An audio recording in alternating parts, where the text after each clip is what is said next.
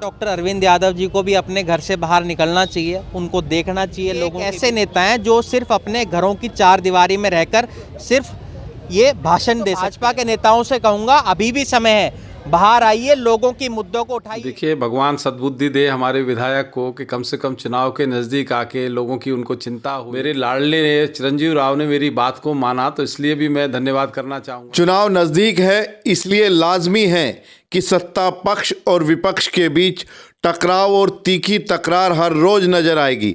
बृहस्पतिवार को सरकार के खिलाफ प्रदर्शन करने के लिए सड़क पर उतरे विधायक चिरंजीव राव ने पर्यटन निगम के चेयरमैन अरविंद यादव पर भी हमला बोला था।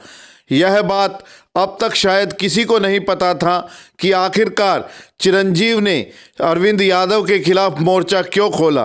तो चलिए हम बता देते हैं कि अरविंद ने ऐसा क्या कह दिया था जो चिरंजीव तमतमा गए थे। पर्यटन निगम के चेयरमैन अरविंद यादव ने कुछ दिनों पूर्व कहा था कि विधायक चिरंजीव राव अपने गुरुग्राम फ्लैट पर ही रहते हैं और विपक्ष की कोई भूमिका नहीं निभा रहे। वहीं बृहस्पतिवार को प्रदर्शन से ठीक 1 घंटे पहले भी अरविंद यादव ने एक बयान जारी कर चिरंजीव राव पर हमला बोला था। अरविंद यादव ने कहा था कि शुक्र है विधायक चिरंजीव राव को चुनाव के नज़दीक आने पर कम से कम जनता की चिंता तो हुई। अरविंद ने तो यहाँ तक कहा कि उनकी नसीहत के बाद ही चिरंजीव ने जनता की सुध ली।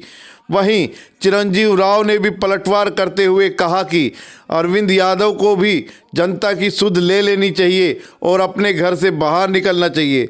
सुनिए अरविंद की पूरी बात और चिरंजीव का जवाब। अरविंद यादव जी को भी अपने घर से बाहर निकलना चाहिए, उनको देखना चाहिए लोगों के बीच में आकर।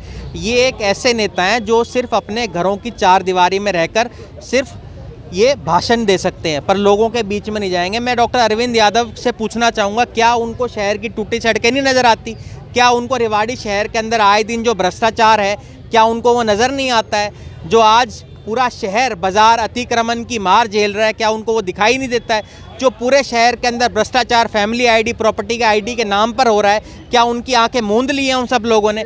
मैं तो इन सब से ये कहना चाहूँगा, आज जो शहर में अवैध कब्जे हो रहे हैं, ये सब इन लोगों की शह के ऊपर हो रहा है। मैं तो भाजपा के नेताओं से कहूँगा अभी भी समय है, बाहर आइए, लोगों की मुद्दों को उठाइए। उनको एक ही परेशानी है कि हम पार्षद भाई जितने भी हैं, बहन हैं, मैं हूं, हम लोग लोगों की आवाज़ क्यों उठा रहे हैं? पर मैं उनको बताना चाहता हूं, हम लोग इसी तरह से लोगों की आवाज़ को उठाते रहेंगे, लोगों के मुद्दों को उठाते रहेंगे, उनको जगाते रहेंगे। भगवान सद्बुद्धि दे हमारे विधायक को कि कम से कम चुनाव के नज़दीक आके लोगों की उनको चिंता हुई कि सड़क पे कैसे उतरा जाता है। और मैं तो और भी बधाई दूंगा उनको इस बात के लिए भी कि पिछले बार जब मेरा इंटरव्यू हुआ था, शायद आपने लिया था या किस चैनल ने लिया था, तो मैंने यही कहा था कि विपक्ष के विधायक का काम सड़क पर उतरना होता है। तो मेरे लाडले ने चिरंजीव राव ने मेरी बात को माना, तो इसलिए भी मैं धन्यवाद करना चाहूँगा कि भाई आए हैं और लोगों की समस्या के लिए, क्योंकि विपक्ष का काम है कि सरकार के खिलाफ वो सड़कों पर उतरे और आज वो ये प्रयास कर रहे हैं, पहला प्रयास कर रहे हैं, तो निश्चित तौर पर बधाई के पात्र है। ये ऐसी सरकार है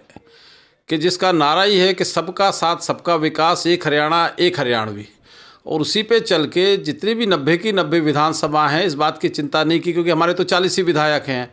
10 जजपा का समर्थन हमको है, 7 निर्दलीय विधायकों का समर्थन है, 43 का समर्थन नहीं है, लेकिन इसके बावजूद भी विकास के मामले में कई विधानसभाएं तो ऐसी हैं कि जहां हमारे विधायक ना होने के बावजूद भी जहां विधायक है वहां से ज़्यादा विकास का काम हुआ है। तो जिसमें से चाहे वो रोहतक को देख लें, चाहे कलानौर को देख लें, चाहे वो रोहतक जिले के दूसरे विधानसभा क्षेत्रों को देख लें, झज्जर को देख लें, तो ऐसे बहुत सारे उदाहरण मैं आपको दे दूंगा कि जहां विधायक नहीं है भारतीय जनता पार्टी के, लेकिन वहां विकास के काम ज़्यादा हुए हैं।